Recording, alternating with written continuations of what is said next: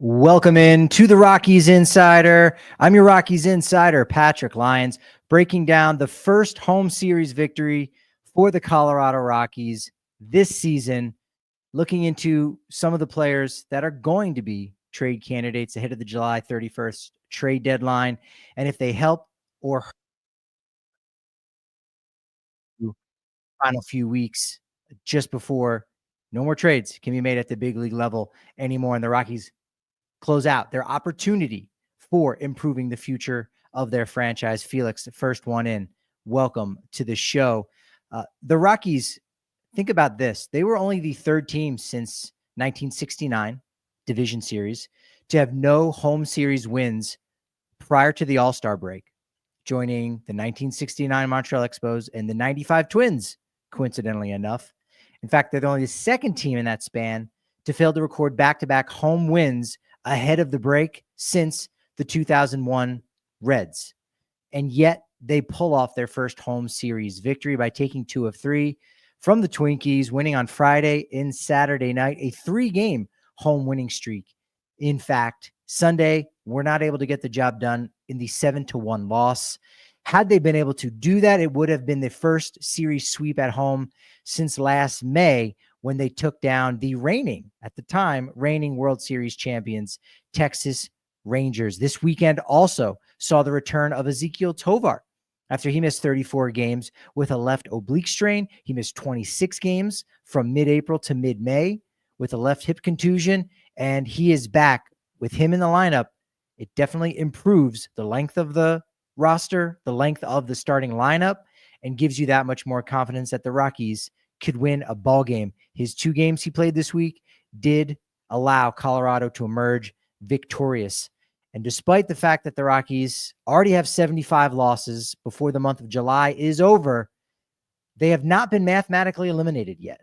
I heard somebody say this to me, and they sounded very confident that they were told the Rockies had been mathematically eliminated. They haven't, at least from wild card contention. There's no chance. But technically, there is a chance. Mark, welcome to the show. I thought we were back, but even the defense regressed today. I don't know. The defense was fairly solid. I don't think they actually made an error at all today. Oh, there was one error. There was another one that Marquez nearly threw away. Arcia with that one throw, sure, late on the triple that sort of became a little league inside the Parker. But the defense all weekend was really solid. Sure, on that one play, it was less than stellar. But you did have Yanquiel Fernandez recording his second outfield assist on a play that was challenged by the Rockies, and it was overturned to be an out. In fact, you can see that clip over on the Rockies Insider on YouTube. You can also see it over on various social media platforms at Patrick D. Lyons, because the Rockies were walking off the field. It was like they were all off the field for about 30 seconds before New York called down to the umpire crew and said, no, that is an out. And when I initially saw the play in real time, I did think that the runner was safe getting into third base. But McMahon, with another great tag, he ends up getting the leg of the runner, and it was an easy overturn. So the defense was crisp there. You did have 3 double plays early on when the Twins probably should have run away with this game early on, because Germán Marquez was not good. It could have been a lot worse during the 7-1 loss. Did I say 7-1? Yes, it is 7-1 loss. Marquez walked the leadoff hitter in all 3 innings that he pitched, had lots of traffic because of his 4 walks. He did get a double play, and there were 2 outs at the plate when he was on the mound. In fact, one that he nearly threw over Austin Nola's head. He was having a lot of trouble there. Threw 58 pitches, only 34 strikes, but he exits the game having allowed only 3 runs through 3 innings, 58 pitches, a little higher than you would have liked. And you think maybe he can still go out there despite not having his best stuff. You can go to Ryan Rollison, maybe get some length from him, sneak a victory, sneak a sweep in here. But after the game, talking with manager Warren Schaefer, it was more of a precautionary move to take Marquez out of this game, as he wasn't able to get loose during warmups and just felt a little bit tight in between innings. Talking with Marquez, he even said something about a pinch sort of in the pectoral muscle area he was gesturing towards. So that shoulder, he just was not able to get going and just didn't have his normal range of mobility. So he is removed from that game.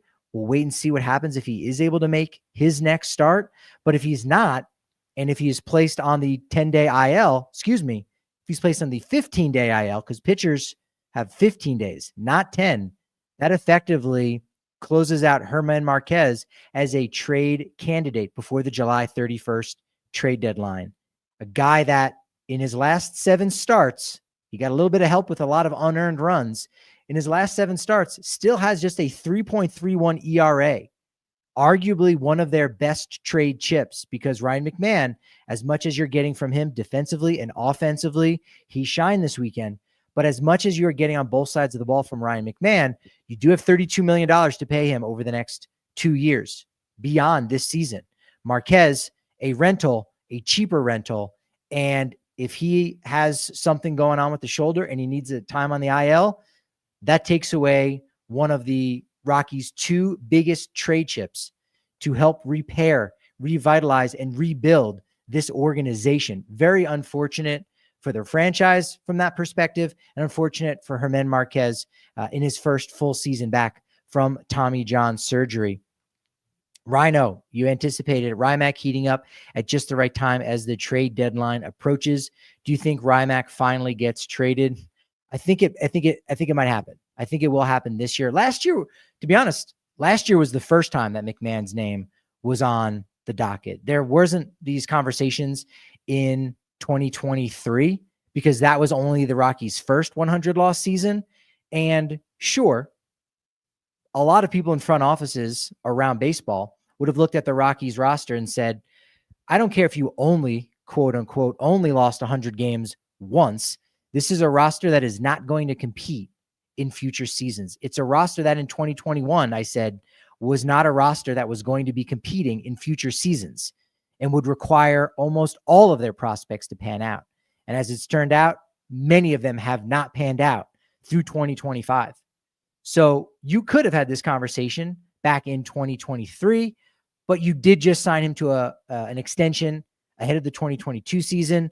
So it's hard to make a commitment to a player and then immediately turn around to trade him. So last year really was the first time McMahon's name was truly put out there in any reasonable trade rumors that were out there. Sure, teams in large markets and their fans and their bloggers might look around the league and say, who can we cherry pick off the Rockies roster?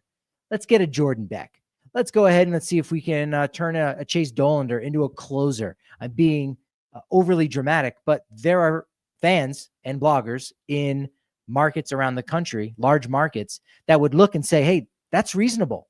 Here's who we give up to get a package of Jordan Beck and Chase Dollander to get a pair of University of Tennessee Volunteers players on our roster. That ain't happening. The Rockies aren't trading those guys. They're too young. They're too valuable right now that it doesn't make sense. If they're trying to clear house and get better for the future, trade those assets that in a couple months, they're not going to be worth anything because they are going to be free agents and because teams aren't going to need bench players. Teams need those bench players and those role players right now because so many of them have already gotten hurt for them. So there are those spots. There are those places on rosters. Now is when you trade those older players, so to speak. In the chat, McMahon heating up at the right time to get us a better value if they do send him on his way. Absolutely. Couldn't agree more on that one, Mark. He's been playing really well. He's 10 for 34 through his last 9 games with 6 of 10 hits going in for extra bases. Homered in the first 2 games of this series, 2 doubles on Sunday. In fact, one of them, which off the bat, I didn't think he hit very well, but it carried. There was a lot of carry on Sunday. Twins hitting 4 home runs. But there was one ball that it hit the warning track in front of the Bridich barrier and it went on Baseball Savant. And it had that as, I believe it had that as a home run in 4 different ballparks. So, and one of them was Yankee Stadium, and the Yankees need a third baseman. So it'll be interesting to see what happens here as we continue to get closer. Still no real major moves getting made across baseball, getting ready for this trade deadline. The starting lineup on Sunday, you might have looked and thought, seems lackluster. No Brenton Doyle. Well, He gets an off day on Sunday because there's a left-handed starting pitcher coming to town on Monday. Doyle is hitting really well against lefties, and Schaefer is trying to get him some rest when possible. Schaefer's also mixing and matching a ton to try and get more out of his players. Almost everyone is playing about 5 of 6 games every week. And so that means an off day here and there for someone like a Bretton Doyle against a really good righty in Joe Ryan. Tyler Freeman, where was he? Well, he was sick, might have been available late in the game. We didn't see him at all as the game kind of got taken away by the Twins late. Adiel Amador just up from Albuquerque, getting his feet wet. He probably got in either late or early morning. I'm not sure which one it was, but didn't get a ton of rest last night getting here. And then Ezekiel Tovar, a scheduled off day as part of his rehab scheduling. So despite the fact that he is now active and on the 26-man roster, he is just coming back from injury. So you do have to be a bit careful. You look at the bottom of the Rockies lineup, 6 through 9, and together they've combined to hit 6 home runs. Conversely, the Twins, who struggled this weekend, they did lose a series against the last place Rockies. Their bottom of their lineup, 6 through 9, had 25 home runs. And coincidentally, on Sunday, they hit 4 during the game, including 2 from Royce Clayton. Minnesota ties a season high with those 4 home runs. But the offense today was really shut down by Joe Ryan, who is outstanding. 11 strikeouts in 7 innings, only got to 87 pitches. His 11th career start with 10 or more strikeouts, and his 4th with double-digit Ks and no walks. Remember, Joe Ryan was acquired as a prospect from the Tampa Bay Rays in a trade that involved big league talent. The Rockies need to look to do more of that. Mickey Moniak pulled through with a home run. He is now up to 14. Don't believe I would have guessed that Mickey Moniak would be 3rd on this team in home runs when they acquired him just before the season began. He's reached base now 16 of 17 games at Coors Field since May 25th, batting .418 at home, a .982 slugging percentage. So he's been playing really well. I know on Saturday at one point I saw on the Rockies TV, they flashed top OPS across Major League Baseball since June 1st. Mickey Moniak was number 1. He's playing really well. Looked solid out there as well in center field. Jordan Beck went 3 for 4 on Sunday, 7 for 13 in this 3-game set, 3 hits on Sunday and on Friday, 1 on Saturday, playing really well. Tied for 4th in the NL in the month of July in terms of batting average and tied for 2nd in hits.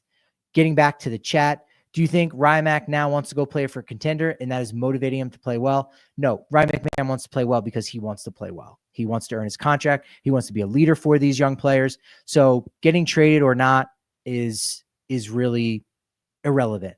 I think, and I'm guilty of this too, at times when a guy plays well, like, oh, he's letting so-and-so know how capable he is. Or, if you play well against a team that is a contender, you look at the who's coming to town tomorrow, St. Louis Cardinals. They're one of those teams that are on the cusp that they could very well acquire at the deadline. And you can say, oh, Kyle Farmer, 3 for 4 on Monday. Let's hypothesize. Let's theorize. He goes 3 for 4 on Monday, and you go, oh man, he's letting the Cardinals know. No, he just wants to go 3 for 4.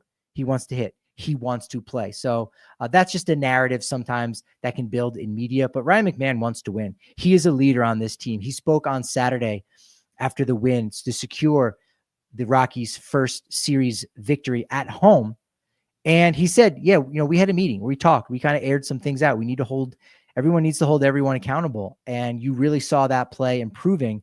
And despite the fact that they did lose 7-1 on Sunday, this game could have been a much bigger blowout, but they kept trying to compete. It didn't work. Look, the roster is only as good as the roster is, and the roster is not great, but Warren Schaefer is getting a lot more out of these guys, and Ryan McMahon is being that much more of a leader, much better of a leader for this roster. It's really good. I've talked about this before. Also in the chat, is the clock ticking on Michael Toglia, as Charlie Kahn has played first base the majority of the year at Spokane and Hartford? I mean, I would say so. He's not thinking about that at all. I wouldn't be surprised if he wasn't even aware that Charlie Condon is now playing more first base because he played more outfield last year. He was a third baseman at the University of Georgia. Players are focused on themselves. They're focused on that day's game, that day's starting pitcher, the bullpen. That's what they're focused on, and that's all they should be focused on. But absolutely, I've mentioned this before that Michael Toglia could be sort of a Nolan Jones 2.0 comparison. I've said it about Brenton Doyle. I've said that about Ryan Feltner. You're not trading when a player's stock is as high as it was in the offseason or just a year ago, which is a problem that the Rockies seem to have in their front office, as understanding when they should let go of a player or trade them, or when this player, unfortunately, is not going to be an integral part of a championship, if that is what they are truly trying to accomplish. But Michael Toglia could be a guy that if a team knocks and the right offer is out there, you can go ahead and move on from him. You like what you're getting back. And in a very short amount of time, you can have Charlie Condon. You can even have possibly Kyle Karros over at first base in a relatively short amount of time. Twins really needed that win on Sunday because now they go to LA for a 3-game set with the Dodgers. And, again, talking about Ryan McMahon, 2 doubles against Joe Ryan. If you're the Detroit Tigers and you need a third baseman, are you trying to call Bill Schmidt and acquire Rymack since you've got 7 more games against the Twins coming up this season? If the Tigers get Ryan McMahon, you're also preventing the Yankees from getting him and maybe paying an even larger price for a Eugenio Suarez, who continues to play well coming out of the All-Star break. On Saturday, it was a 10-6 win. Rockies, this is an important stat for some folks. They are now 7-4 all-time on Star Wars night. Ryan McMahon, as I said, homered in back-to-back contests. Tovar went 3 for 4. It was his 4th home run that game. I wasn't sure if that was Tovar's first home run for Warren Schaefer. And as it turns out, I think all of his home runs have been with Warren Schaefer as the manager of this team. Only 4. Tovar's just missed a lot of time, unfortunately. 3 RBI on Saturday, was 4 for 8 in the 2 games since coming off the IL on Friday. Hunter Goodman recorded his 6th 3-hit game of the season, extended his team leading lead. Whew. Yeah, that's what he did. But he has 18 home runs now to extend his team lead. Nice job for Hunter Goodman. He was the DH today. Austin Nola behind the plate. It's more of that mixing and matching to get guys rest when they needed to. And on Saturday, the team came out early to work on their bunting, and it ended up paying off, kind of. You had Ryan Ritter lay down a sacrifice bunt in the middle of what eventually became a 2-run rally in the 6th. Unfortunately, it busts up his middle finger on his right hand. He needed 3 sutures. It was not broken in quick x-rays. Originally thought maybe he'd be down for a few days, but no, he is put on the IL on Sunday. That's where Adael Amador comes up from AAA Albuquerque. Speaking with Ryan Ritter on Sunday before the game, he said that when he got in the dugout, he could feel the throbbing in his hand, and he said, I don't think I could throw a baseball. And then when he took off his batting glove, he saw the mess that was underneath. So, he's in good spirits, but this is the first time he's had an injury like that to his finger on a bunt. Outfield, going back to the defense, as pointed out earlier, it was good, but definitely could notice on Saturday, if you're watching that game, you can go back and watch it if you'd like, because it happened early on in back-to-back innings. But the outfield not really being on the same page this season. Jordan Beck called off Brenton Doyle in center field to make a catch that ended the first inning. That was one that would traditionally be Brenton Doyle's baseball, but Beck overcalled him out despite Doyle calling for the ball. And then Doyle made a late play on a double to right center, but Moniak ended up backhanding it in front of him. As somebody said watching this game to me, it's like they're a bunch of strangers who have never played with one another. We heard on Saturday there were a smattering of boos. Smattering is the technical term for about like 5 people, but still, smattering of boos for Carlos Correa. I have to say, I was proud of those Rockies fans who remember that Carlos Correa was a notable part of the Astros sign stealing scandal. You had Zebby Matthews starting the game on Saturday. Real name, Daniel Zebulon Matthews.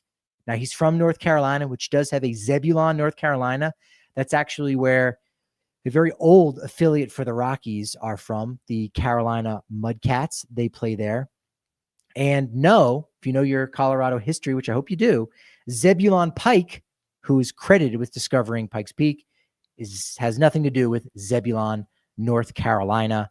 Friday's 6-4 win was a great start by Kyle Freeland. It was a good start from Tonio Senzatella, who gave up 3 runs in the third, but he ends up lasting 7 innings. And I think he might have been at like 83 pitches. Could he have gone back out there? I mean, he physically felt like he would have been able to start the 8th inning. The Rockies have yet to see a pitcher go that far, but it would have been the 4th time through the order if he would have stayed in that game. So you understand why Schaefer went to the bullpen. That ends up working out. But Freeland, equally as good on Friday night. He goes 6 innings, gives up 5 hits, allows 1 run, walks 3, strikes out 3. He exited with a 6-1 lead. And unfortunately, Jake Bird struggled again. 3 runs in the 7th. His 2.06 ERA has gone up to 4.09 over his past 13 games, 12.41 ERA. We talk about Marquez maybe being off the trade block, and you say, well, that's unfortunate. He got injured. You can't see these things ahead of time. You can't predict an injury like that. No, but you can try to trade a guy as soon as possible so you can avoid something like this, which the Rockies have had happen to them multiple times. Players getting hurt just before the trade deadline, and they lose that opportunity. They don't move with imprudence. They don't move with any type of urgency to do something. And that's unfortunate. So Jake Bird, look, still a great pitcher, and I think he's still as good as he was before. He's just having some hiccups, and there are teams that are out there that see Bird struggling and know exactly why. They know exactly why he's having those troubles, and they can probably fix him, and they're still calling GM Bill Schmidt about guys like a Jake Bird, others who may be struggling right now because they know what the Rockies got. Now, that's going to probably lessen their offer, and the Rockies may say, well, no, that's less than what we thought we were going to get a month ago when he didn't have this hiccup, and then you've got no trade, and then you don't have prospects for the future to improve your club, which is unfortunate. As I said, Jordan Beck had the 3 hits on Friday. He was a double shy of a cycle, had 2 chances at it as well. He was apparently oblivious of that he was a double shy of the cycle, logged his 11th homer of the season. And that home run came on a 3-0 count. Interesting to note because that hadn't happened since last July when Charlie Blackmon did it. In the chat, let's head over there. Wild jumping in. Tovar not being in the lineup. Mentioned that just a scheduled day as he continues to rehabilitate to get himself back to full strength. Enjoyed the ladder climbing defense from Ryan McMahon.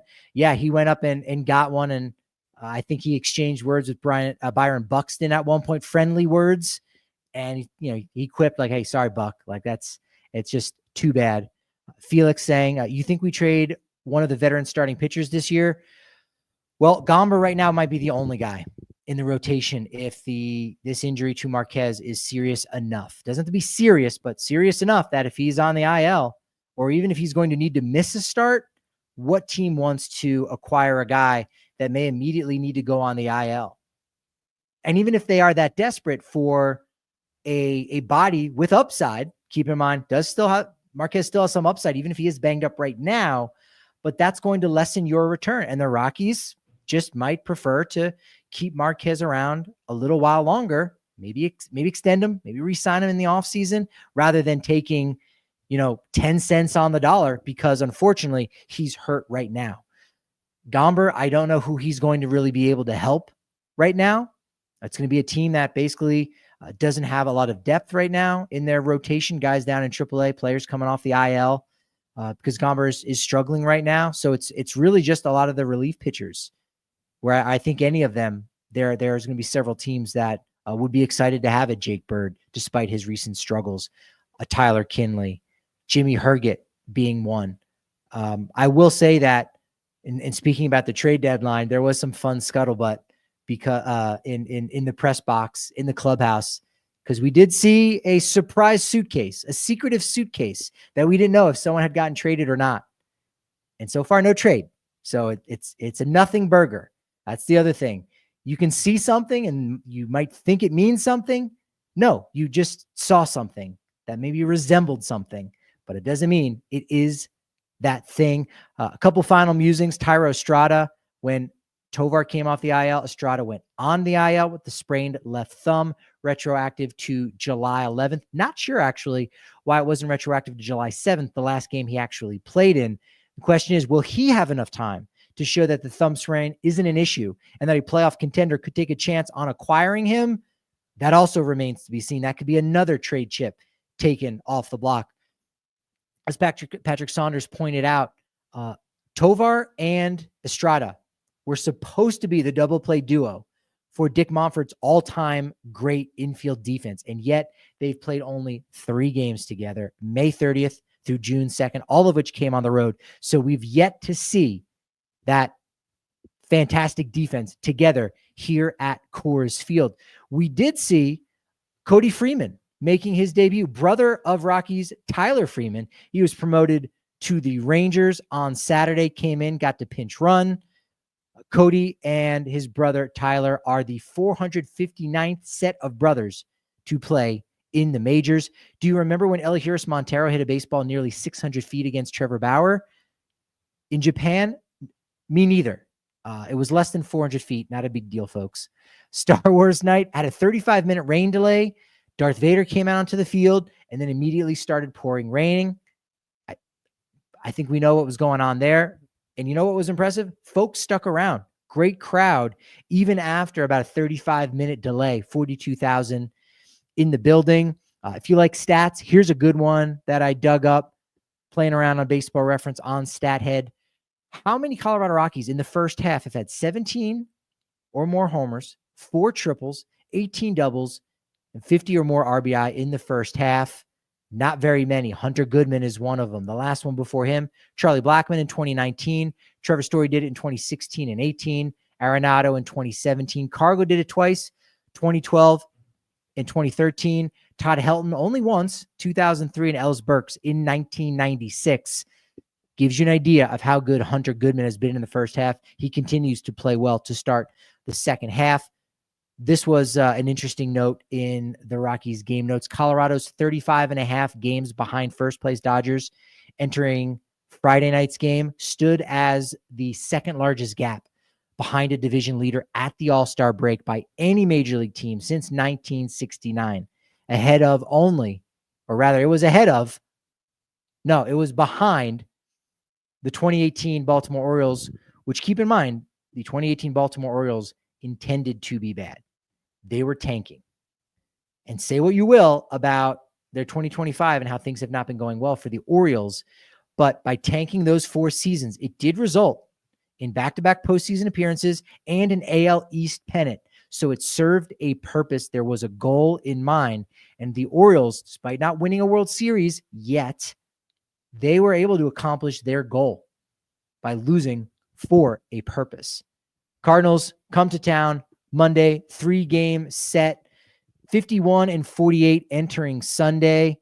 They had lost the first 2 games against the Diamondbacks in Arizona. And on Sunday, as I look for the box score, they lost again. Merrill Kelly getting the win. Diamondbacks win 5-3. So Cardinals starting the second half in the worst possible way, just like the Twins. Maybe not the worst possible way because they get 1 win, but you do have a 3-game sweep that the Cardinals are coming off of as they come to Coors Field. No probable starters really for the Cardinals that they gave out at least, but the homework that I did tells me that Monday, Austin Gomber is going against lefty Matthew Liberatore. Tuesday at 6:40, Bradley Blaylock against Eric Fetty. And then on Wednesday, I think we're going to see Kyle Freeland against Andre Palante. So Freeland, maybe. Rockies also had a to be announced for Wednesday. So maybe it's not going to be Freeland against his old pal, Nolan Arenado. We'll see.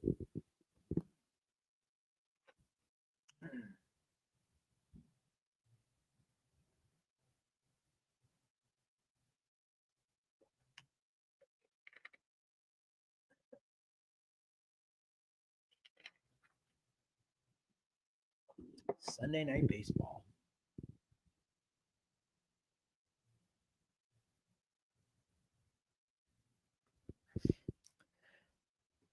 Welcome into the Rockies Insider. I'm your host, Patrick Lyons, talking about the return of Nolan Arenado. A lot of Rockies news, a lot of ex-Rockies in the news worth discussing. But let's get it started with Daniel Bard. Officially done, or is it impossible for the man who has attempted countless comebacks already? His MLB.com page saying that he is retired. The Rockies on social media honoring Daniel Bard, calling it a career. And he was trying to return with the Seattle Mariners after missing all of 2024 as he recovered for right flexor tendon surgery. He had pitched a few games with the AAA Tacoma Rainiers, but it just wasn't working out as he would have hoped. So outstanding career. It's going to give him a little more time to work on the book that he is collaborating with Rob Bradford on about sort of the mental side of the sport and not quitting, and the fact that baseball is a game of failure more so than just about any other sport that's out there, and how you have to get over those kind of hurdles. And Daniel Bard is somebody that has gotten over his fair share of hurdles. Keep in mind, this is a guy, he's now 40 years old, but he was drafted all the way back in 2006 out of UNC Chapel Hill by the Boston Red Sox, debuted in 2009 and broke out in 2010 in a major way in that Red Sox bullpen. Came in relief in 70 plus games, had 74 and 2/3 innings pitched, had a 1.93 ERA at a time in which, keep in mind, the American League was the only league that had the DH. So it was a time in which if you pitched in the National League, a 1.93 is great, but a 1.93 in the AL when only they had a DH and only they essentially had an opportunity to grab those fringy players, those guys that you might not be able to get a lot out of defensive wise, those players like a David Ortiz, not available to National League clubs. Yes, NL clubs could have signed him, but why would you sign him if he's going to be on your bench and he can't play even average first base? You can't. So the American League teams absolutely had an advantage for a while before the DH was made universal in 2022. But then in 2013, he started to develop the yips and just couldn't command his pitches. Boston let him go at the end of the season. Texas picked him up, but it wasn't any better. He bounced around with a few teams in hopes of figuring it out. Pittsburgh, St. Louis, the Mets in 2016 and 2017.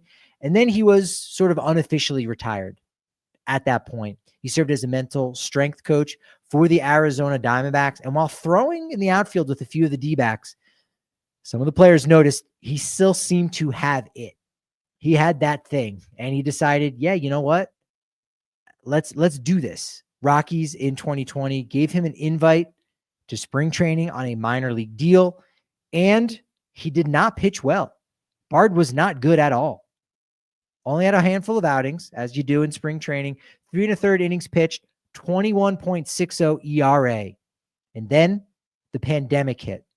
Life was deemed more important by the entire planet, and sports were rightfully placed on the back burner. And when MLB decided to come back, Bard gave it a few days before he was going to call it a career. And the Rockies called him to see if he was interested in joining the summer camp. He got a reprieve. He pitched well there and made that opening day roster for July 24th of 2020.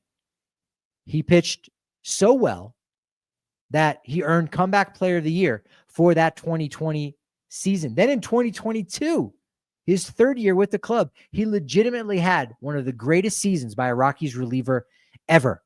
Go back and take a look. In fact, he even got let me double check this one, because it's one of those stats where I think, am I conflating things? Because I love qualifiers. Like, hey, the first guy to do this since this year that was a draft pick. You know, I can do those kind of things, but no, I remembered it correctly.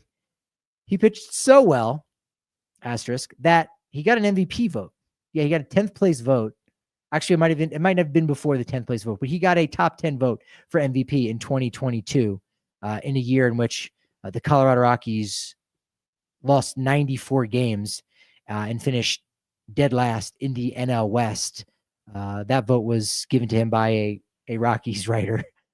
But Daniel Bard was fantastic in 2022. Had a 1.79 ERA, even better than 2010, 2.60 ERA plus.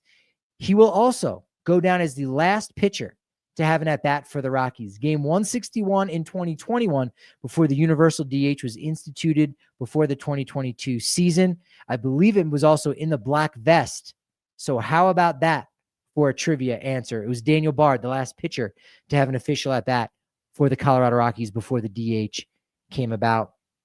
And in that 2022 season, Colorado had an opportunity to trade him when his stock was incredibly high. But ultimately, as the Rockies have done many, many times in their lifespan, and many, many times under GM Bill Schmidt, they decided not to trade Daniel Bard. And instead, they actually gave him a 2-year extension worth $19 million. And that did not work out. It's probably one of the worst contracts, or one of the worst performances they've gotten back from that. Most of that being injury. But Bard was league average in 2023 in 50 games and didn't pitch at all in 2024. So didn't really work out too well for the Rockies. Worked out great for Daniel Bard, and he now calls it a career, giving us a lot of really good memories. One of the best guys that I like talking to in the dugout, just after batting practice, having some fun and some real conversations about things. He's a very honest guy. I know that his book's going to be fantastic because of the stories that he has, and because of his honesty, and because of how great of a writer Rob Bradford is on top of that. So that's going to be one that I really hope does pan out. I know they've got some big names as writing the foreword to this book. So that should be a special one. We'll wait and see. I'm not sure if that'll be able to come out this spring. If they move back to any deadlines, because he was trying to make a comeback, that would have only, furthered the story just a little bit. But at the same time, I don't think you need him to come back yet again. I think him coming back in 2020 was everything. And still one of the best moments is during that summer camp when the Rockies sort of ran out of jerseys, right? We had a supply shortage, and he went out to the field during one of these practices with no number on his back, except there was a number. It was just in black electrical tape. So that is one that I'm still shocked to this day no one capitalized upon and made a jersey of the 52 Rockies jersey in duct tape. That would have been pretty awesome. Schaefer talked on Sunday about the second base situation now that Ryan Ritter is on the IL. That was his spot for only a couple of days after Ezekiel Tovar returned to shortstop. But it was nice to see that Ritter was getting that opportunity, that he was getting that regular playing time, because he has been playing well. He hasn't been, tearing the cover off the ball. He's not making you drop your jaw in any way, but he is not making mistakes that we've seen out of so many other young players who have come up for the Rockies in the past 3 years. He's not playing in over his head like, hey, you can do it at AAA, but when you get to the majors, it's kind of a different league, and you might not be in that league. We've seen that a lot. We've seen that a lot the last handful of seasons. But that hasn't been the case with Ryan Ritter at all. So that was his job for second base. Now with him on the 10-day IL for that mashed up right middle finger that he suffered on Saturday when trying to lay down a bunt. Now we're just going to see a rotation at second base between Kyle Farmer, Orlando Arcia, and now Ariel Amador, who is up. Schaefer said that his job is to make sure Amador gets enough consistent ABs. He's been spreading the ABs around the entire roster, making sure guys are fresh and feeling like regular starters. Yanquiel Fernandez is not starting in right field a ton. He's not DHing a ton either, but you go and look and you're saying he's starting a majority of games. And so he's not languishing on the bench in any way. And I think there's some intention to make sure that Amador doesn't languish on the bench, for him to get regular at-bats as well. And with Arcia and Farmer able to play multiple positions, that should happen. And with Arcia and Farmer also being two guys that you could very much say are going to be in trade conversations, it makes a lot of sense that Amador will be able to fit in just a little bit. In the chat, Ritter looked good at second base. Yeah, he was great. I think there was a nice double play on Saturday that looked real seamless. That was impressive. Mikey in the chat, welcome. Also in the chat, Question: do you know if Kris Bryant is trying to come back this year or next? Yes, he's trying to come back. He wants to play. He wants to get back. But I don't know that his body is going to allow him to do that. And any kind of surgeries that will improve his back will hurt his athleticism. You or I, if we needed surgery because of the pain that we were in to fix something, we could get that surgery and be better for it. We might be limited a little bit in certain things that we can do. Doctors might say, hey, stay away from this. Don't do any heavy lifting, or don't get into powerlifting, right? Running is okay, but maybe limit that running. I don't know what any kind of fusion surgery to your spine is going to limit you in doing, but what it will 100% limit you from doing is being a major league caliber athlete. You just can't have that kind of injury and be expect to rotate your trunk and dive for balls and be an athlete on this level. No human being could have that kind of surgery and be able to play up to that standard. So is Kris Bryant trying to come back? Yes. Will he? That remains to be seen. That really remains to be seen going forward. Speaking of injuries, second baseman that are unfortunate. Not sure if you saw over the weekend, but Brendan Rodgers, nasty, scary collision during a rehab assignment in AAA for the Sugarland Space Cowboys.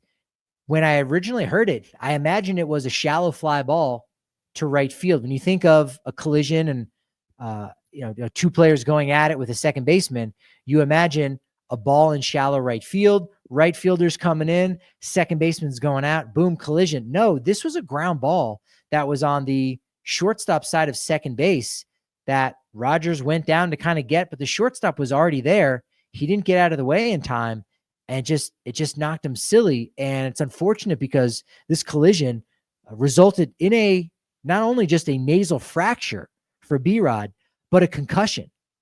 So really scary play, just for how unorthodox that it was, and the simple fact that Brendan Rodgers is going to miss even more time. Now it was on the 10-day IL already because of an oblique strain, and I'm not sure if how much he's going to be able to return this season. Concussions can keep you down for a while. Concussion was something that Justin Morneau basically battled with his entire career. The impact that all of the concussions that he had placed upon him, it messed him up for a while, unfortunately. So hopefully B-Rod can come back, be fine. Right now, he's only made 128 plate appearances with the Astros so far. So definite thoughts and prayers going out to Brendan Rodgers. Onto some positive things, talking about high round draft picks and top draft picks for this Rockies organization. Good news for Charlie Condon, as over the weekend, homering in back-to-back games for Double-A Hartford, and what ultimately was a walk-off win. He has been playing really well so far since getting promoted. Love to see that. Lefty Michael Prosecki, a 6th-round pick in 2022, just recently made his Double-A debut, allowed 1 earned run on 2 hits and 2 walks and 5 strikeouts in 5 innings on, I believe that was Saturday as well. And tip of the cap, the Arizona Complex League Rockies, 35-21. They have clinched a spot in the ACL playoffs. Kyle Karros has looked all right so far. Hasn't been too much of a string, but he was promoted to AAA Albuquerque. So now he is just 1 step away from the majors. He very well could be a player that we do see as soon as early August. Now, he's going to have to really earn his spot. He played well in Double-A, didn't tear the cover off the ball, hit 294, good, 399 on base percentage, really good on base, but a 462 slug, only hit 4 home runs, had his fair share of doubles in his 55 games, but I think he still has a lot to prove, and there's kind of a roster crunch this offseason coming up, and for a guy that's not currently on the 40-man roster, they'd have to create room for him. So I don't think they want him to finish the year in AAA or stay down in the minors. If he's ready, he's ready. He's going to get that opportunity, but he's going to have to earn that opportunity. If we're talking final 3 weeks of the season, and you need a middle infielder or you need a third baseman or someone who can play third base, if Kyle Karros is not showing that he's ready, I could see a Warming Bernabel or Julio Carreras coming up to make their major league debut. They're added to the 40-man, and then when you need that spot in the offseason, you can designate that player for assignment, and you're good to go. But if you promote Kyle Karros and he makes his debut in August or September, that guy is on your 40-man roster. So Karros is going to have to earn it, and it remains to be seen if he'll be able to perform.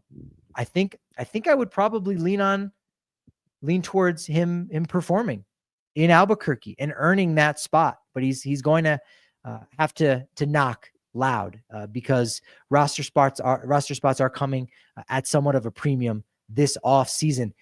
Keep in mind, Karros was the 2024 Northwest League MVP. Also down in the minors as a guy that I'm comparing. I'm giving him the comparison of a Garrett Hampson 2.0. Braylon Wimmer. He was an 8th round pick last year out of the University of South Carolina. He is now up in Double-A. Went 2 for 4 in his debut with Hartford. He played really well at 86 games at High A Spokane with an 880 OPS, 22 doubles, 2 triples, 14 homers, 53 RBI, and 26 stolen bases. Power and speed. He has been a very bright surprise from the 2024 draft class. He is moving very quickly, just as Garrett Hampson moved very quickly throughout the minors. In the chat, do these Double-A and Triple-A promotions give us any clues to trade movements? No, not exactly. Again, if you've got a guy in Double-A, we don't see a ton of players, almost none, that go from Double-A to the majors. So that being said, Kyle Karros getting promoted to Albuquerque suggests, okay, well, we might need this guy. We might want this guy. And he's earned that opportunity to go to the next level. So there's something within that. But no, this is just the time of year where guys advance. And it happens all around baseball. It's happening for all 30 teams. So, by the time, you move up to Triple-A from Double-A, or in the case of Braylon Wimmer, going from High A to Double-A, you're going to see a lot of some of the same guys. Maybe not all the same, because in the case of going from Spokane to Hartford, there's only, I think the Giants are an overlap. That teams that are in the major league teams who have an affiliate that are in the Northwest League, the only one to my knowledge in the Double-A Eastern League is the Giants for the Richmond Flying Squirrels. So you're facing new guys. You are facing new guys, but you're facing other players that were in High A, in the Midwest League, let's say. So you're still playing against, some equal quality players as you move up. But no, it's not a direct correlation about the trade movements. If anything, you would say that because Kyle Karros is playing so well, you might feel a little bit more confident to say, you know what? Maybe we don't need Ryan McMahon at third base for the next 2 seasons because we have a replacement. If you don't have a replacement, then you might say, it maybe is better for us to hold on to this guy than not. But if there is a replacement, you promote that guy to the next level, and it makes you feel a little bit more comfortable with making a trade like that. That being said, it does not mean Kyle Karros in Triple-A right now does not mean Ryan McMahon is definitely getting dealt. Not at all. MLB.com was writing a little bit about the trade deadline and the trade deadline rationale of some teams. Thomas Harding saying the Rockies just have to sell. And that's true. Some of the players that were named in this article, Herman Marquez, up in the air right now, hurt. Austin Gomber, not really performing very well. One good start could change that just a little bit in this Cardinal series. You got Jake Bird and Tyler Kinley. Bird struggling right now, more so than Kinley. That being said, I don't think that really impacts their value that much. Ryan McMahon, I've talked about for a while. Mickey Moniak, a player that, despite the fact you might have seen in the offseason or just before opening day, Moniak signed to a 1-year deal. That does not mean he's going to be a free agent after this season. A lot of guys, and this happens with the Rockies, I think maybe more than some other teams, You sign a player to a 1-year deal. That just means you've agreed to how much money you're going to make this year. It doesn't mean that there's not some sort of agreement in place for you to be around the next year. Players cannot earn free agency until after 6 years of service time. Some players get free agency because they are deemed to not be worth their current contract, or they're not good enough because there are better players that need a spot on the 40-man. So they get designated for assignment and waived and become free agents. That's happened a lot more in the last decade than ever before. That's one of the reasons why the middle class of free agency is dying out, is because, yeah, the superstars are the superstars. You can't replicate those players. You can't replicate that name recognition. But the middle tier guys, you can find cheaper replacements. And that middle class of free agency is going by the wayside because players are getting designated for assignment all the time. 10 years ago, you wouldn't have seen a player like Brendan Rodgers or Cal Quantrill DFA'd after what they were able to do for the Rockies in 2024. They weren't world beaters, but they were big league players you want on your team at a decent price. They're making what they've earned in arbitration. But now, because there are so many players that you can get on the cheap, because other teams are doing the same thing by designating players for assignment, now all of a sudden you've got more options. You look around the middle class of baseball, and there are just always cheaper options that are going to be available for you. So Moniak signs the 1-year deal, but he'll start next year with a little more than 4 years of service time, which means he's not a free agent. He'll start 2026 with a little more than 5 years of service time, which means he will get over that 6-year mark after the 2027 campaign. So the Rockies have Mickey Moniak for 2 more years, despite the fact you go back and look and you see that he signed a 1-year deal. He is under club control for 1 more year. Same thing with Thairo Estrada, where he's got a club option for next year. The Rockies could decline that and still keep him on the team because he does not have 6 years of service time just yet. So it's not a loophole so much as it is just the language. It's just how, Brenton Doyle this offseason is, he's going to go into arbitration, and, Rockies signed him to a 2-year deal. They didn't do anything. All they did was avoid arbitration. They said, okay, we could go to arbitration, kick numbers back and forth for the next 2 years, or we can give you guaranteed money for a little less than what you were expecting, but it's guaranteed. So if you get hurt or you're really bad, guess what? You're going to get paid regardless. It's a win-win situation. Brenton Doyle is under club control for a few more years. Whether or not he signs a 1-year deal, a 2-year extension, quote unquote, it's not truly an extension. It's not extending past the club control. Now, Nolan Arenado. Let's get to him. Back in action, back in Denver. This would now be year number 5? No. Yeah, because he was traded after the 2020 season. So 2021 was the first time. Shows back up at the All-Star game in 2021, wearing the Cardinals colors, getting a nice ovation there. So this is now his 5th year, and each year he gets more and more relaxed. Last year, he just got to talk about Charlie Blackmon. So that was a lot of fun talking with him. I'll be discussing that conversation with Nolan Arenado this year very soon. In the chat asking, still paying Nolan how much? Yeah, let's get to that. So what's going on with Nolan Arenado?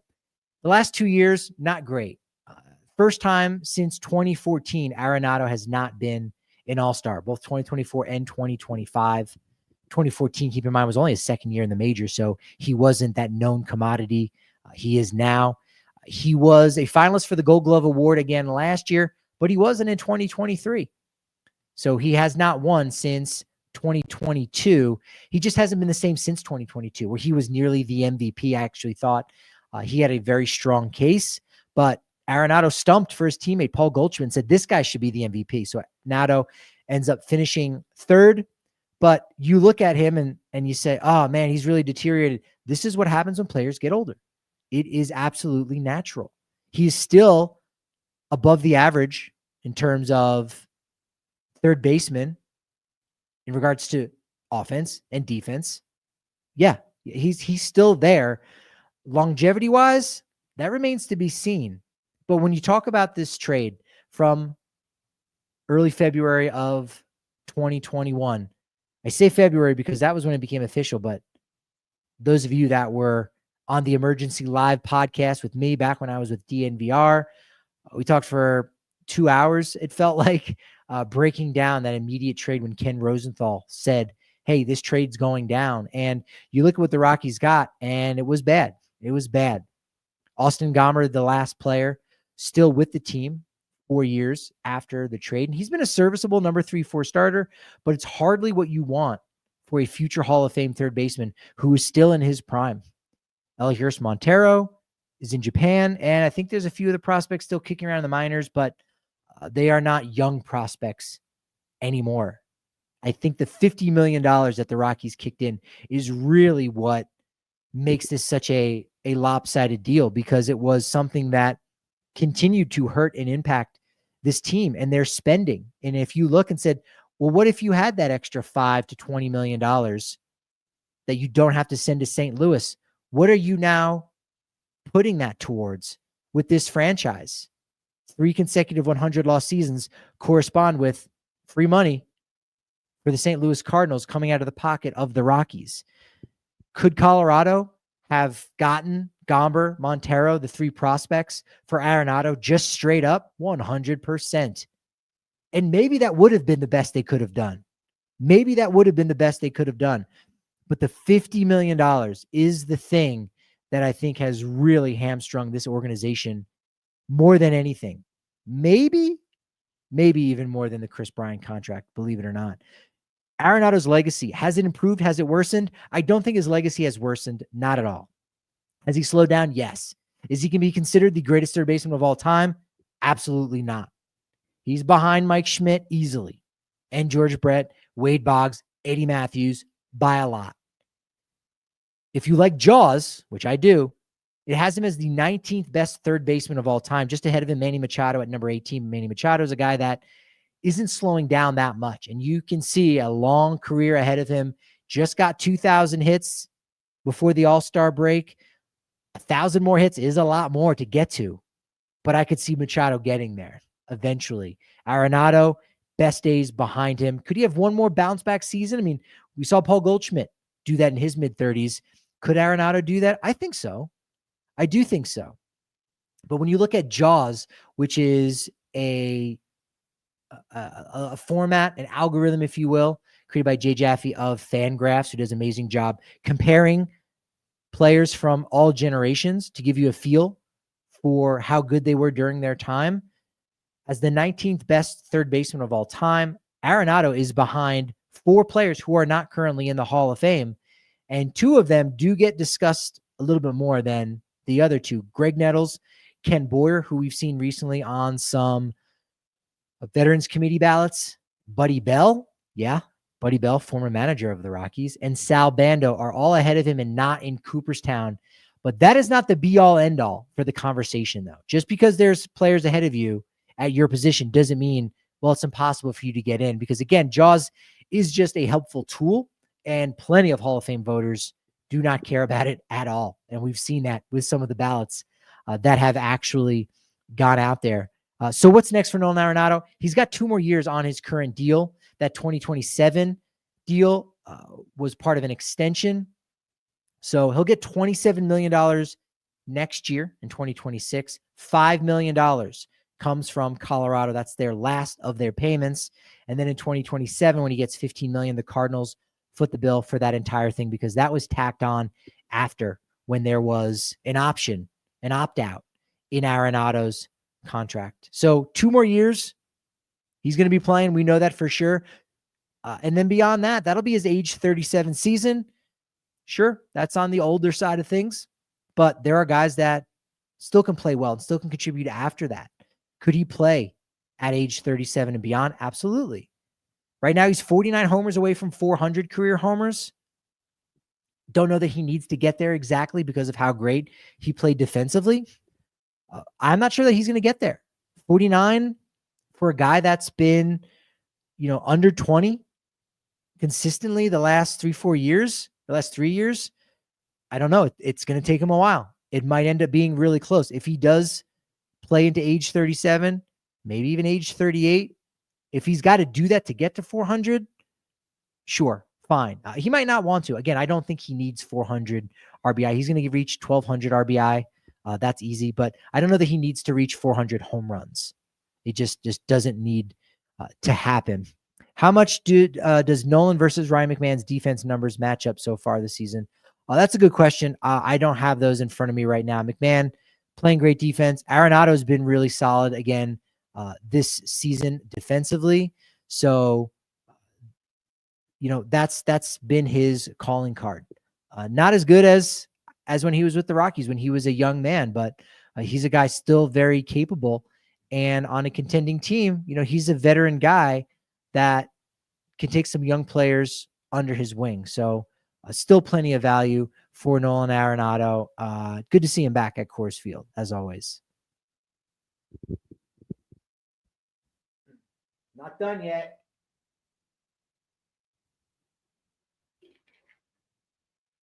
Let's charge the computer.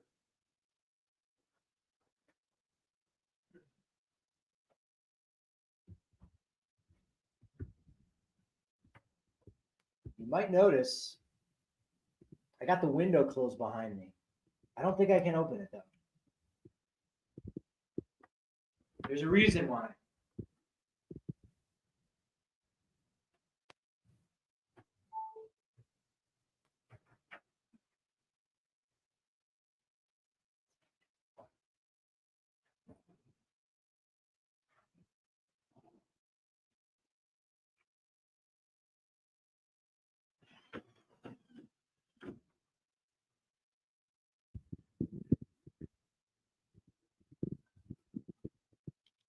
Family day at the ballpark.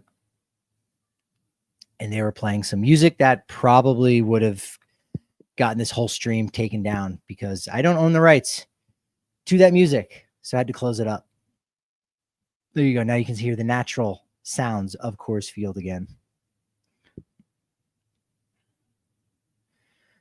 Rockies Insider with me, Patrick Lyons, talking about some Rockies draft notes and the 2028 All-Star Game.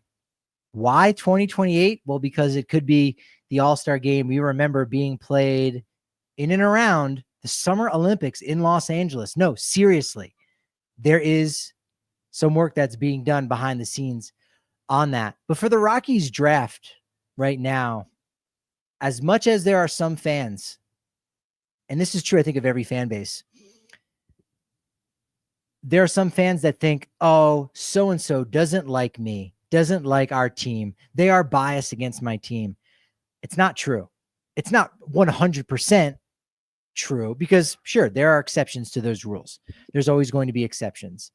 But when it comes to like prospects, people, it's their job to go and watch players and evaluate them and talk to all 30 organizations about what's going on and get a feel for, okay, this guy is going to be something. I'm seeing something that no one else is seeing. So when they say that the Rockies farm system isn't doing well, or they don't put a prospect in the top 100, it's because they see thousands of prospects every year, every several years, tens of thousands of prospects, draft prospects, or guys that are actually in systems around Major League Baseball. They know what's going on. They're not perfect. They're not right. But what they don't have is a bias towards your team. And I say that to let you know, everybody loves the Rockies draft in 2025. Nothing but good words for the job that the Rockies did with the 2025 MLB draft. And sure, it starts with Ethan Holliday as the first overall pick. Keith Law, who can be abrasive and who can rub some people the wrong way or certain fan bases the wrong way. He's very honest. And I think he's been, on the ball with so many different things. He was one of the first guys to have Ronald Acuna and say, no, this guy is going to be a star. He had that before anybody. And so Keith Law, what he had to say was great. Quote, I know it's trendy to knock the Rockies, But I think they had a very strong draft this year. They ended up with my number one player, shortstop Ethan Holliday. And if you don't know about him by now, I'm not sure what to tell you. He goes into some of his background, of course. He could stay at shortstop as long as he doesn't get too big for it. His hands, arm, and instinct are all at least above average. There's some risk here, as he has not demonstrated the kind of consistent hit tool you typically want at that spot in the draft. At pick number 4, with the enormous reward of 30 homer type of bat at shortstop if everything clicks. So that's part of the difference between Ethan and Jackson, where Jackson didn't have the arm strength to stay at short, whereas Ethan does have the arm strength, but he might just be too big for that. Jackson also has that hit tool, the contact tool. Ethan, maybe not as much, but he does have the power. So he and his brother are two different players. Jim Callis of MLB Pipeline has the Rockies as having the 4th best class in the majors following the 2025 draft. He says with the number 4 selection, Colorado got the player it coveted, prep shortstop Ethan Holliday, who also ranked number 1 in our top 250. Southern Mississippi right-hander J.B. Middleton, their 2nd-round pick, had the three-pitch mix, athleticism, and savvy to go higher if he wasn't 6 feet tall. So that could be a guy that does well. This one might be the player that has the biggest buzz about him. Texas outfielder Max Bellew, who is a supplemental 2nd-round pick, has one of the higher offensive ceilings in this year's college crop. So he goes a little bit later. He was a 2nd-round supplemental, whereas Jordan Beck was a 1st-round supplemental at a big-time baseball school at Tennessee. Bellew from the University of Texas, working alongside Troy Tulowitzki. We saw the quick and immediate growth and impact that Jarrett Thomas had coming out of Texas, working with Troy Tulowitzki, and maybe, just maybe, Max Bellew is another one of those gems in a haystack full of gems for the Rockies in this year's draft class. Callis finishes by saying Southern California 3rd baseman Ethan Hedges, 3rd-round pick, and UMC Wilmington 1st baseman Tanner Thatch in the 8th round are 2 of the more interesting college bats. Everyone really seeming to like what the Rockies have going on. And this was the 6th time that the Rockies have had a pick at number 4 or higher. Holliday this year, Charlie Condon last year, 3rd overall. 2016, Riley Pint was selected 4th overall. 2015, Brendan Rodgers, 3rd overall. 2013, John Gray, 3rd. And then 2006, Greg Reynolds, 2nd overall. Of those 4 picks at number 4 or higher, and I say 4, I just gave you 6 names, but 2 of those names, they just showed up. So we don't know how Condon and how Ethan Holliday are going to develop. But if you look at the other 4, I would say the Rockies are 2 for 4. They hit on 2 of those 4. And maybe they didn't hit as well. Maybe it wasn't as big of a payout to continue with the analogy. Might not have been as big of a payout as you would have hoped, but Rodgers was good, not great. Gray was very good, but not great. He was very good. He was very good. That's the one that you hit on, but maybe you wanted more. B-Rod, you definitely wanted a lot more out of, but that's the way it goes sometimes with these early draft picks. There are no sure things in the MLB draft. With Riley Pint, yes, he made it to the majors, but unfortunately, that's probably about all we can say about him. And then Greg Reynolds, he pitched in 33 games in the majors, 2008, nothing, until 2011, nothing, and then 2013. Rockies ended up trading him to Texas. They got Chad Tracy in 2012. Tracy never even suited up for the Rockies, so that's kind of the lay of the land with those early round picks. But it'll be interesting to see where Ethan Holliday goes, if he's going to be showing up at the ballpark at all anytime soon once he signs his deal. We'll probably get news of all of the Rockies draft picks signing in one lump sum. We'll see how that ends up working out. In the chat, would you rather take 10 years of competitive baseball or 1 World Series chip and we go back to being the Rockies? So basically, 10 years of competitive baseball, yes. Yes. Done. Or do you want to be the Miami Marlins? Right? They're 1 World Series chip that they've gotten twice. You'd rather the competitiveness, even if you don't win it, because the postseason's a crapshoot. You can do everything right. You can win 100 games, and that doesn't mean anything. It used to mean something, and it doesn't because of how long the postseason is. So you want a good product on the field. You want it to be fun. You want great players, and you're going to get all of that if you have 10 years of competitive baseball or 10 years of relevant baseball. Because even if you're not in the hunt, there's going to be a couple years where you're at least around 500 and you've got some hope going into the next year. But if it's like the Marlins or even like the Rockies, 2007, that's it. They haven't really sniffed it again. Mikey saying, were you bummed the Rockies didn't pick Jamie Arnold? No, you got Ethan Holliday. The one high school guy I was okay with. Jamie Arnold, great pitcher. We'll see what happens going forward for him. But Rockies right now, they need a franchise shifting kind of player. They need a superstar. They need Charlie Condon to be a superstar. If he doesn't, that's fine. That's life. It's going to be what it is. No knock on Charlie Condon. But they basically need him to be a superstar. And they need Ethan Holliday to be a superstar. I don't think that was going to happen with Jamie Arnold. You need everyday players to make an impact on this team and in this ballpark. And if you don't have that, you're going to struggle.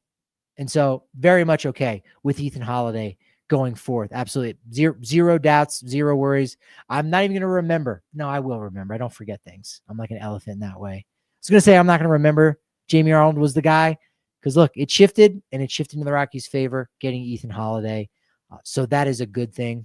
Also in the chat, do the pitching choices in this draft look strong enough?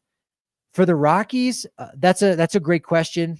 You know, only one high school player. This was something that I did mention back during the emergency podcast. Go back and check that out.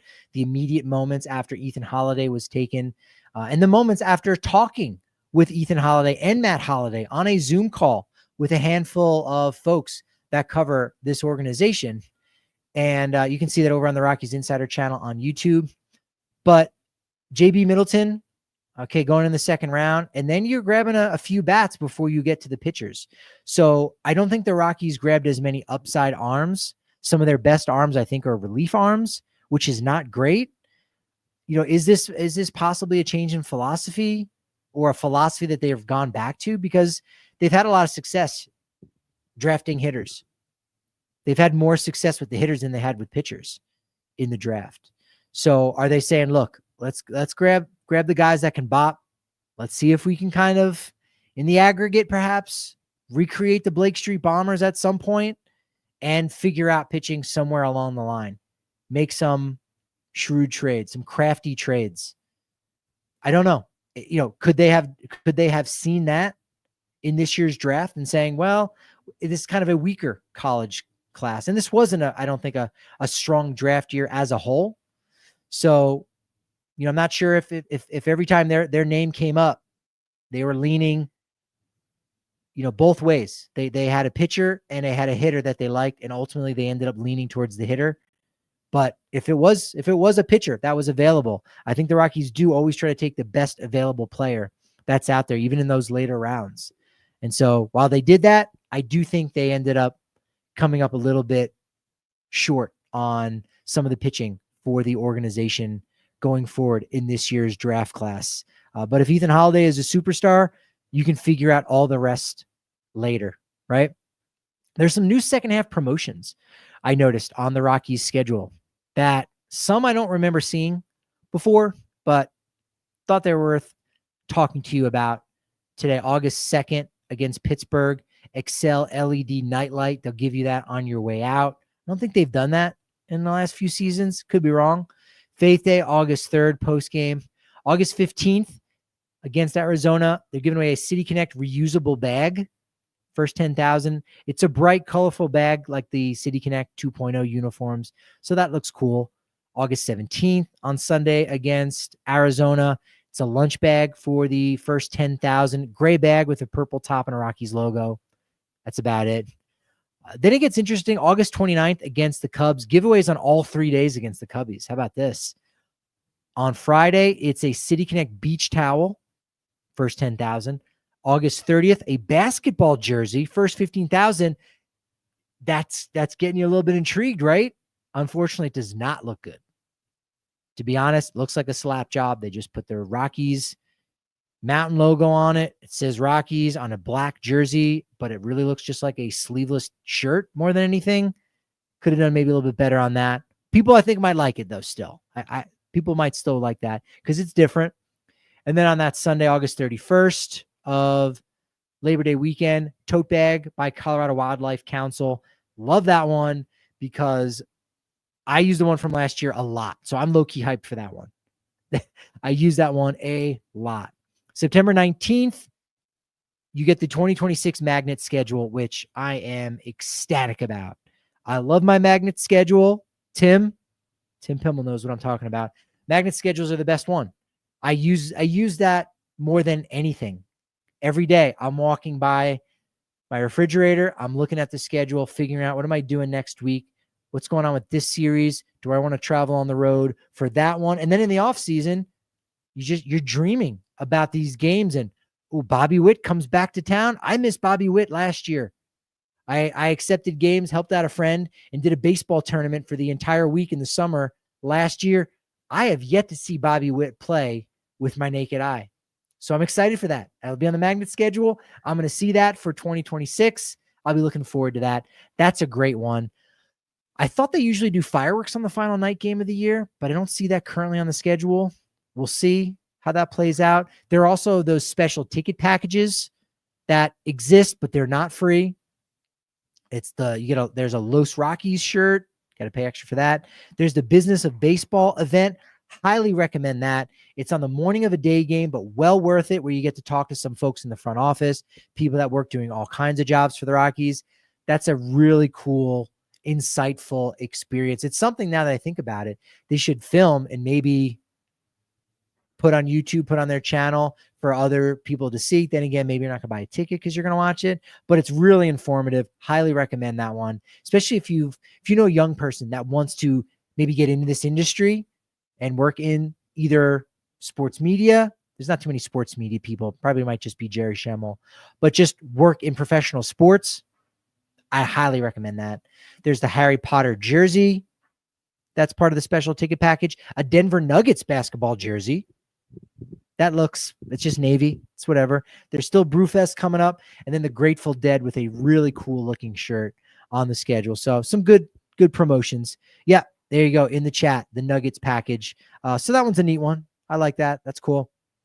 All right, Rob Manfred, over the All-Star break. I had this in my notes a few days ago. Didn't have enough time to get to it because need to let it breathe a little bit. Right now, all we know is 2026. Where is the All-Star game going to be held? And that will be in Philadelphia. I think they just released a logo for the 2026 All-Star game. I wasn't too crazy about it, but 2026 officially on the books. Then I thought we were going to get word at this year's All-Star break about the next 2 years. They usually do them in bunches like that every 2 years. 2027 and 2028, it was rumored that the top two choices were Cubs and Blue Jays. Toronto has not hosted since 1991. They've done major renovation at Rogers Center. Orioles haven't hosted since 93. Red Sox haven't hosted since 99. Cubs haven't hosted since, is it 88? Cubs are now the favorite rumored to be for 2027. And then 2028, why not Toronto? Because it might be San Francisco. Yes, San Francisco, who just hosted in 2007. That's 21 years, still a while. But here's why it might happen. There's been a lot of discussion amongst the powers that be in Major League Baseball and players that MLB would like to participate in the 2028 Summer Olympics as it is being held in Los Angeles. They would allow players to participate, and they would have a longer than normal All-Star break. The Olympics are going to go down in LA in 2028 from July 14th through 30th, and the baseball field includes just 6 teams set by the qualifying tournaments before that. And then they would play July 15th through 20th. So I don't think you need to be off for the duration of the Olympics. You would just need to be off for players to participate from July 15th through 20th.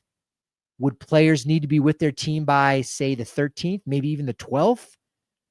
You got to work those things out. So maybe a 10-day break versus what we have now, which is 4-day All-Star break. You could do that. I'm curious if one of the reasons this is being considered so much is that this could lay the groundwork for the World Baseball Classic moving to the summer. Could that be a thing? I don't know. WBC takes place. You could have it where the WBC takes place 2 years before and after each Olympics. So you get a consistent all-star game break. So it's WBC, then I guess nothing, and then the Olympics, nothing, and then WBC again. You could probably figure it out. Soccer, they work out their schedule that way, where you got the World Cup in 1 year, and then 2 years after that, you've got, at least in Europe, you got the European Cup, where you have all the best teams in Europe, arguably a better tournament than the World Cup because it's just Europe. And then 2 years later, you've got the World Cup again, then the Euro, and then you've got the Olympics mixed in with that as well. Sometimes it's not necessarily the same player pool. Baseball could get creative with it. Maybe it's more prospects that are participating in the Olympics. Could they do something like that? We'll see. Manfred said, it is possible to play the All-Star game in its normal spot, have a single break that would be longer, but still play 162 games without bleeding into the middle of November. So you're okay with early November. I could see that happening. It has been suggested, I know in the past, that perhaps the league could look to skip the All-Star game for 1 year with the Olympics taking over as the main midsummer event. But I don't think you want to do that. I would hate that, honestly. As a baseball fan, I would hate that. The one game, the one derby for an entire baseball tournament to allow players to participate. We also don't know what countries are going to be there. If there's only 6, if someone like Greece gets in, who can actually play that are big league players? Sure, there's still going to be Team USA there. And so you're going to have that passion. You're still going to watch. But if it's Venezuela versus Mexico, I'm watching that game, even if it has no implications on, how it impacts Team USA going forward. It's just, I want to watch that game. So I think it might depend on which countries qualify, and Major League Baseball has no control over that as well. JJ Cooper from Baseball America points out a real key detail on this is that the WBC has serious insurance policies that compensate teams if their players get hurt. So Edwin Diaz goes down and the Mets all of a sudden lose their closer. They're not going to be hit by this financially. They'll get compensated. They lose the player, but they're not going to just lose the money as you would naturally. So the Olympics is just a different situation that's put on by the IOC. So you couldn't have that. Susan Slusser of the San Francisco Chronicle reported that because of the Summer Olympics in LA, that's where San Francisco could slide in. Not that far, relatively speaking, from LA. You'd probably want a West Coast club to host the All-Star game. Could you do it in Anaheim? I guess maybe, but it's going to be hard to cover an All-Star game and All-Star game festivities in Anaheim when the Summer Olympics is just, it's all around there. Look, there's a reason why they're the Los Angeles Angels. They basically play there. So that could be a nightmare. Anaheim or the Angels, they hosted in 2010, might be a little too close. San Diego hosted in 2016, recent. Seattle 2 years ago in 2023. Arizona 2011. So Giants, they're the furthest one back in 2007. That could work out. Arizona 2011. It's going to be 17 years by that point, maybe. I would think only if they can get the renovations done to Chase Field, which I know are in the works. I just don't know if they could get done in time. I don't know. But here's my fantasy booking on that part. I'll get to the chat first before I tell you how I would set up the next 10 or so years of All-Star games. When will the All-Star game return to Colorado? Yeah, LOL. Little greedy. Look, I'm still upset that the All-Star jerseys weren't black, white, and silver and purple. We're going to have to wait 25 or so years to possibly get that back. We'll see. Yeah, great point about Josh Sushan, who is back with the Albuquerque Isotopes, but Sushan joining KOA, calling some games. He does a wonderful job. I loved 2018 when I went down and first started covering the Rockies professionally and going to a lot of Isotopes games, listening to his play-by-play calls, and really became a fan. So he does a wonderful job. Jerry and Jack Horgan, they're getting up there in years. So I think it makes sense that you want to work in a replacement there potentially. Does that mean, either one of those guys are going to be gone by, 2026? No, but it just means, hey, you want to have some substitutes that are ready and available to step in when you need to. When Jesse Thomas does it, he does an incredible job.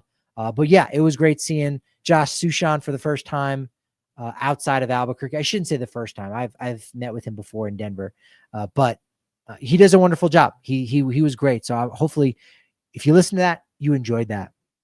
So here's my fantasy booking.